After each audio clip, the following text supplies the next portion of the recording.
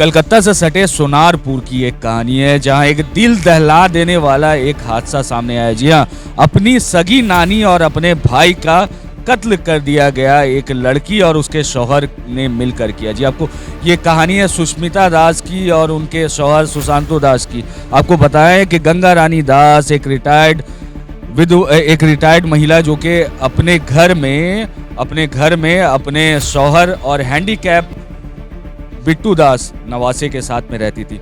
इस बात का खुलासा कैसे हुआ, इस बात का पर्दाफाश कैसे हुआ और पुलिस ने कैसे इन्हें धर दबोचा, आइए आपको बताते हैं। ये वाकया है तकरीबन दशहरे का वक्त का, दुर्गा पूजा का माहौल था और घर में कुछ झगड़ा हुआ जिसके बाद आरोपी जो हैं सुष्मिता दास और उनके हस्बैंड सुशांतो दास ने हथौड़े से मारकर एक ज़ईफ औरत की 75 साल की गंगा रानी दास की हत्या कर दी, कत्ल कर दी और हैंडीकैप अपने ही साला और अपने ही भाई का सांस रोककर कत्ल कर दिया गया। और इतना ही में नहीं रुका जी, आपको बता दें घर के पीछे पुराने सेप्टिक टैंक में उनकी बॉडी फेंक दी गई।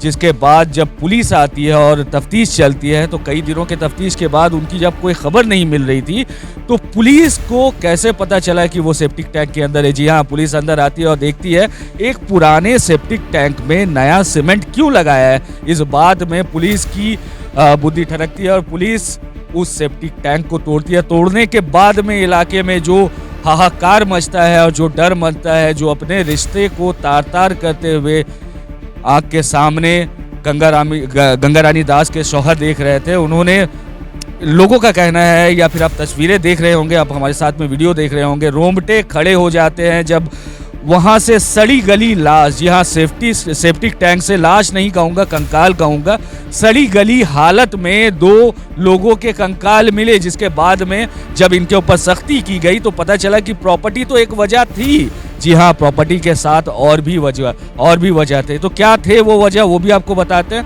कहा जाता है कि गंगा रानी दास जिनकी कत्ल की गई है वो अपना घर संसार अपने शौहर के जो पैसे रखे थे उससे जो ब्याज आता था बैंक से उससे चलाते थे। और जब आरोपी सुष्मिता दास ने सुशांतो से शादी की तो कहना है कि घर वालों ने उस शादी को मानने से इनकार कर दिया। बहरहाल उसके बावजूद सुशांतो दास जो कि एक नशेड़ी था, जी हाँ, नशा किया करता था और कोई उपाय नहीं था तो लड़की है उसको फिर अपने घर में ही रखना मुनासिब समझा गंगा रानी दास से। लेकिन यहाँ मामला खत्म नहीं होता है, रोज़ की लड़ाई लगी थी जिसकी वजह से वो अक्सर सोनारपुर के थाना में जाके कंप्लेन किया करती थी। जी हाँ, गंगा रानी दास ने इस मामले में पहले भी कंप्लेन किया है कि इनके साथ में हमारी लड़ाई होती रहती है। अगर इस मामले में पहले कोई एक्शन ले लिया होता तो शायद आज गंगा रानी दास के साथ साथ वो बिट्टू दास जो कि अपाहिज है उसकी मौत नहीं होती। तो फिलहाल क्या होता है कि इन सब वजहों से झगड़ा इतना बढ़ गया है और जो आरोपी है उसका कहना यह है कि मैं जब बच्चे को घर में छोड़ के जाती थी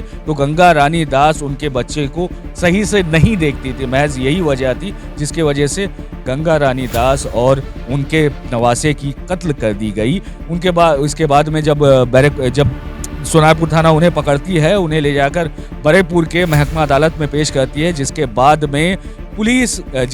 में कोर्ट इसे rare of the rarest case बोलती है और सख्त से सख्त सज़ा दी जाएगी। फिलहाल उन्हें पुलिस रिमांड में रखा गया है। बहुत जल्दी दूसरी सुनवाई होगी। बड़ा दर्दनाक एक वाकया रहा जो हम बंगाल के वासियों के लिए बहुत अनकॉमन है, लेकिन यकीन माने अगर ऐसा कुछ आपके नज़र के सामने हो रहा हो तो आप भी पुलिस तक पहुँचे और ऐसा कुछ होने से रोकें। अंबर बैंकेट बुकिंग करने के लिए इस नंबर पर बुक करें 8100957669 पर आप बुकिंग कर सकते हैं।